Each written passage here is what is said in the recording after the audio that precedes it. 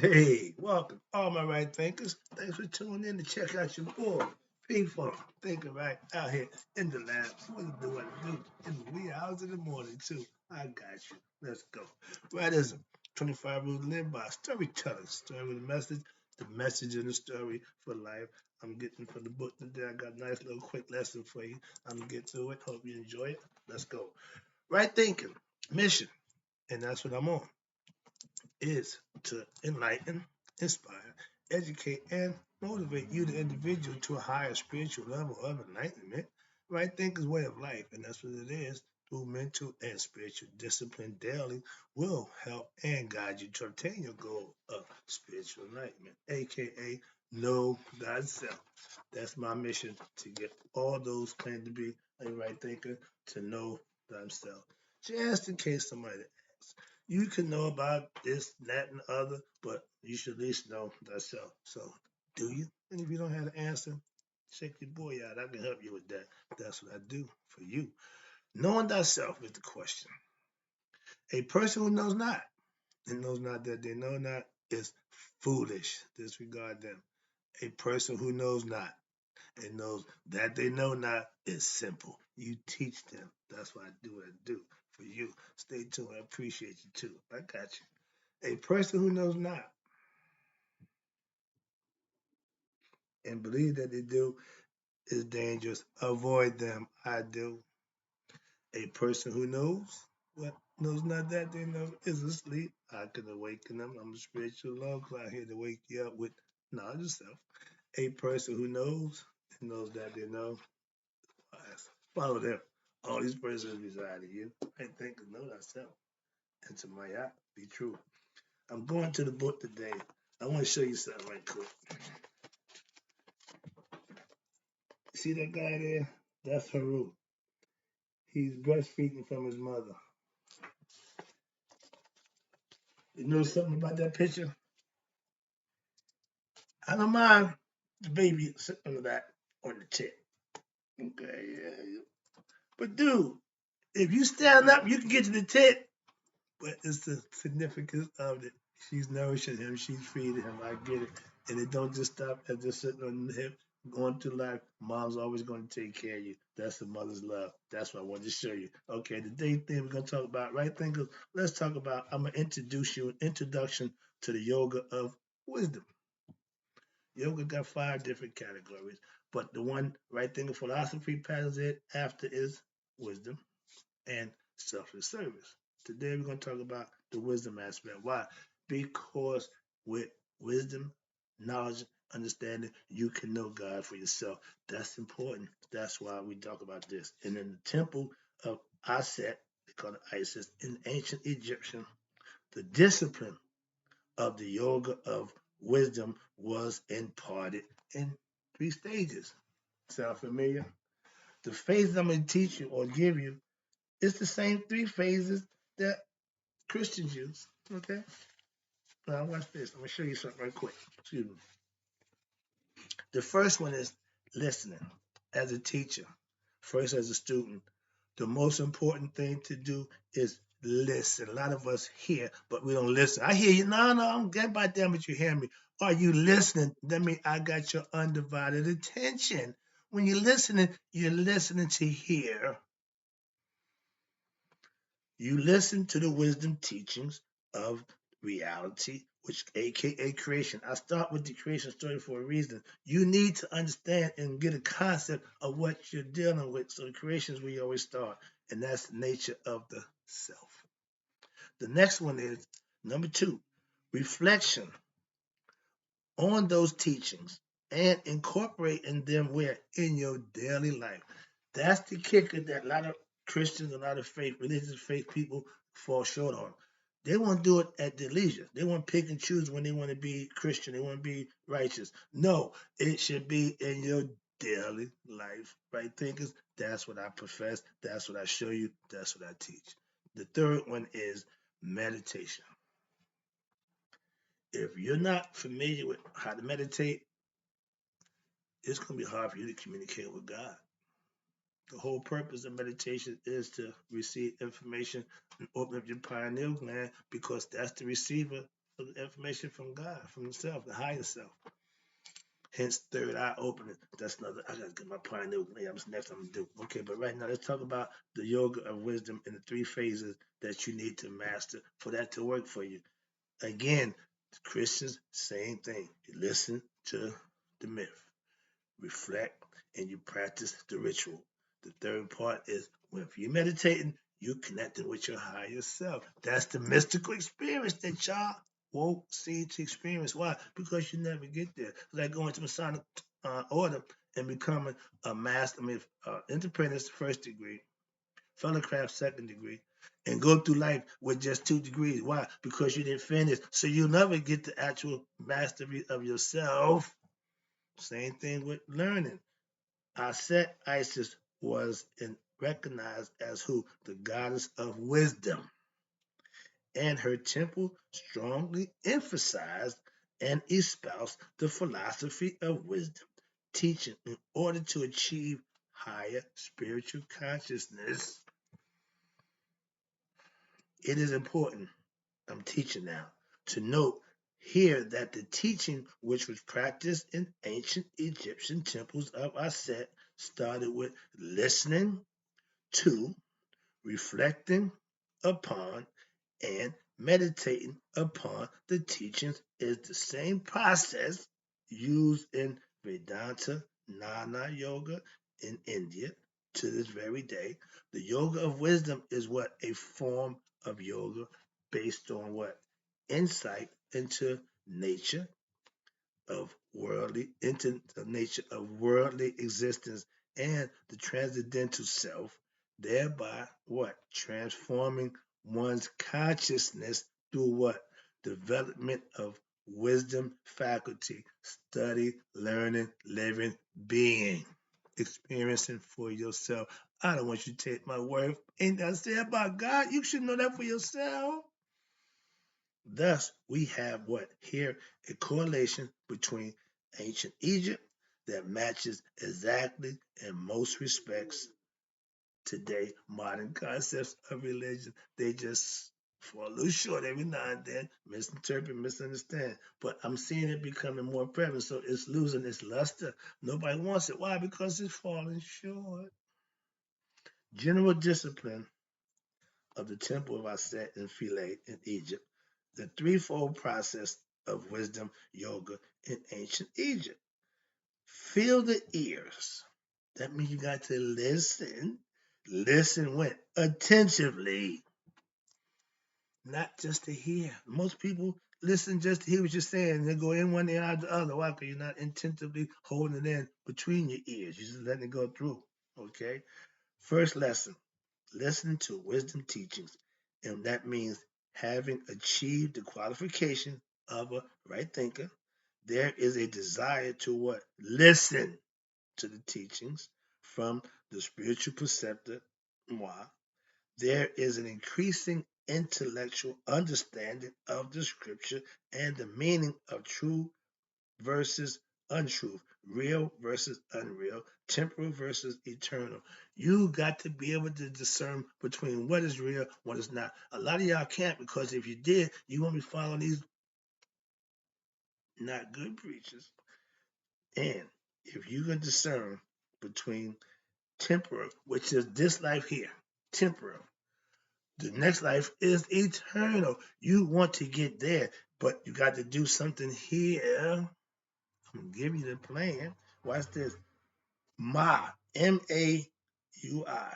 It means to what? To think, to ponder, to fix attention to and concentration on a particular thing. Pay attention. Number 2, reflection on those teachings. Living according to what? Your spiritual discipline. I tell you, I live by spiritual discipline daily. And what happened? You're enjoined by the teachings until the wisdom is what? Fully understood, aka self-mastery, knowing thyself. Reflection implies what? Discovering the oneness behind the multiplicity of the world by what? Engaging in intense, listen, intense inquiry into what? The nature of oneself. Not all that stuff. No. Oneself. You should master that. And after that, you can go get the world. But if you go get the world, no, that's ass backwards. Now you got UA. UAA. It means meditation. Okay? Meditation. Listen. This is the ingredient that a lot of Christian or belief system followers fall short on. So let me just try to help you out. Pay attention here. The process of reflection leads to a state in which the mind is constantly, God conscious, constantly introspective, meaning I'm thinking about me. I'm selfish. I've been called conceited. I could care less. Yeah, but it's all about me. That was the ego at that time, but I knew it was all about me. Still all about me. I just understand a whole lot different now because it's the higher me, not the lower me. That me was lower. But watch this. It means expansion of consciousness. Mean thinking, right thinking is expanding your consciousness and you're accumulating what? In revelation of a identification with the absolute, aka the Indians call them Brahmin. They call it the all, the higher self. We call them Netta, same thing. Haru, same thing.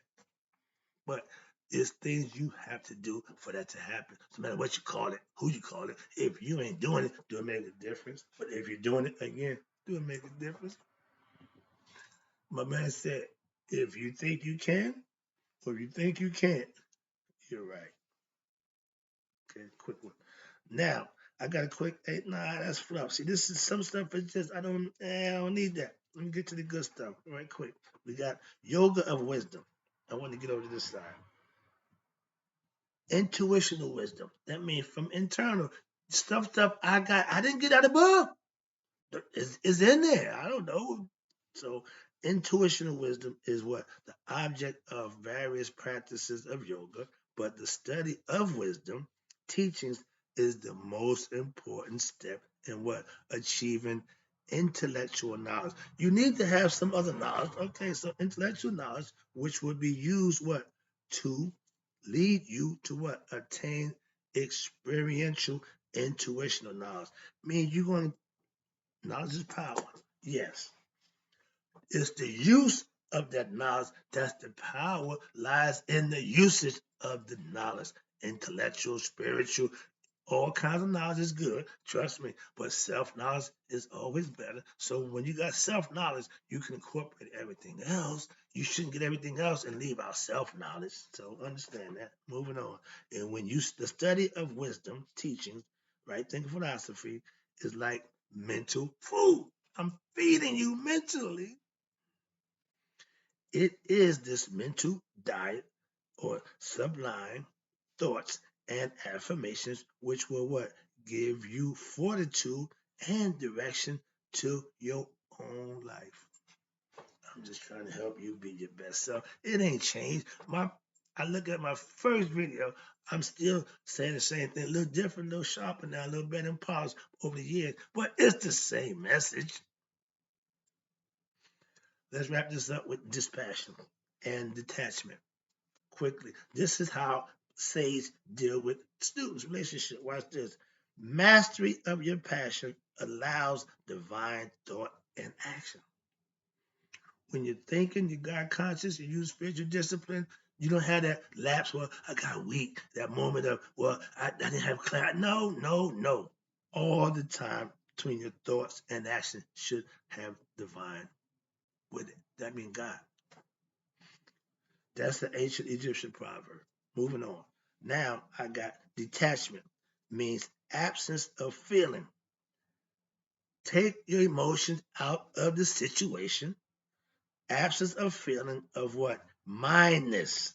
Sense of ownership toward son, wife, house, and the like, and constant equanimity of mind in all happenings, whether desirable or undesirable. Take your emotions out of all your situations and all your dealings, and you'll be fine. Once you get emotionally involved, it's going to be a little different.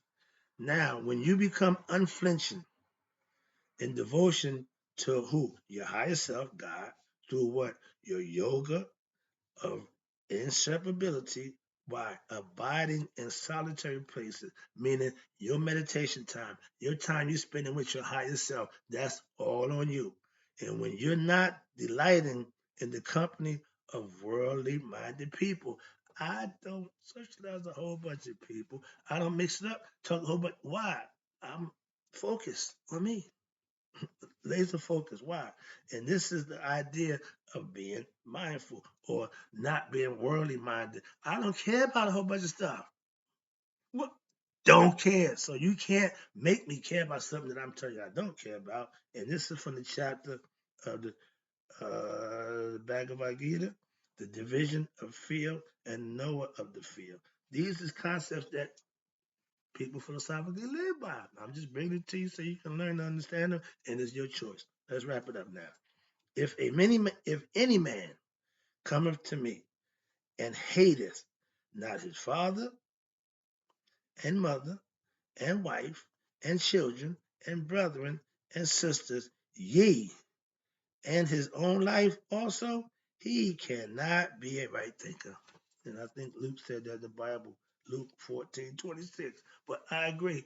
If you got no love for nobody, you ain't got nothing for me. So if you forsake your mother, father, sister, and brother, I got nothing for you, man. Understand that. That's how I feel. Wrapping it up, take it home. Last paragraph, I think. What does the practice of dispassion and detachment really mean in your everyday life?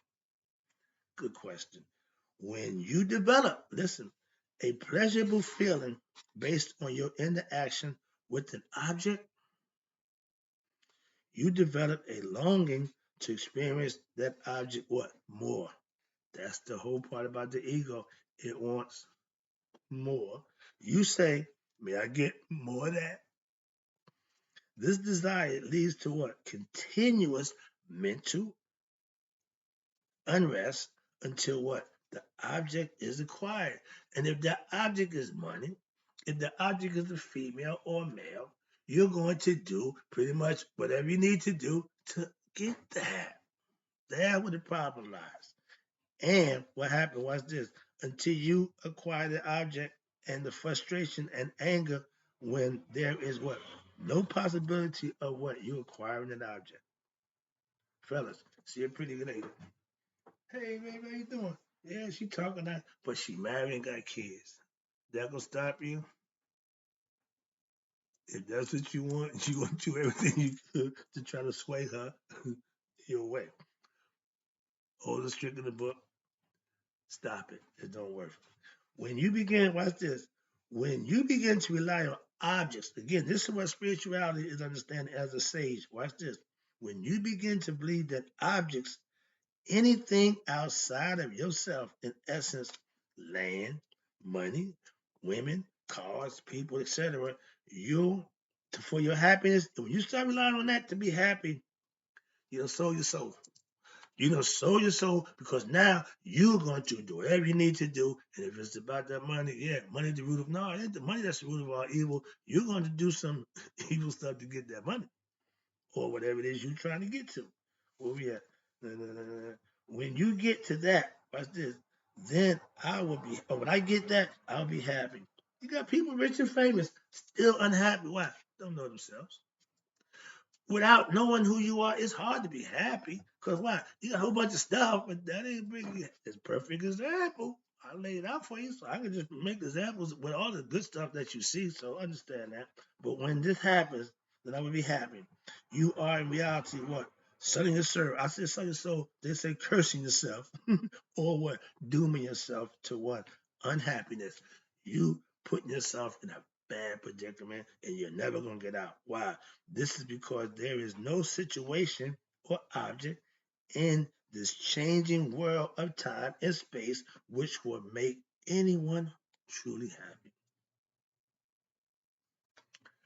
The happiness you get should be serving God. The blessing that you receive should keep you happy. If you're looking for things, I keep no, no, no. If I get that red Rolls Royce, I'll be happy that I got it. But it won't be me true happiness. It's satisfy my ego, satisfy a dream, satisfy something I desire to have. Again, fulfill desires. When you can do that, that makes you happy for the moment, but that's not true happiness. That's the whole point. And all things, watch this, all things change, and the human mind, once it acquires what it longed for, listen, becomes happy for what? A while. Again, just a while. Not for the rest of your life. No, just a while. We don't have millionaire billionaire. They happy for a minute. But then it grows tired of what? The situation and bored with the object. Even with money.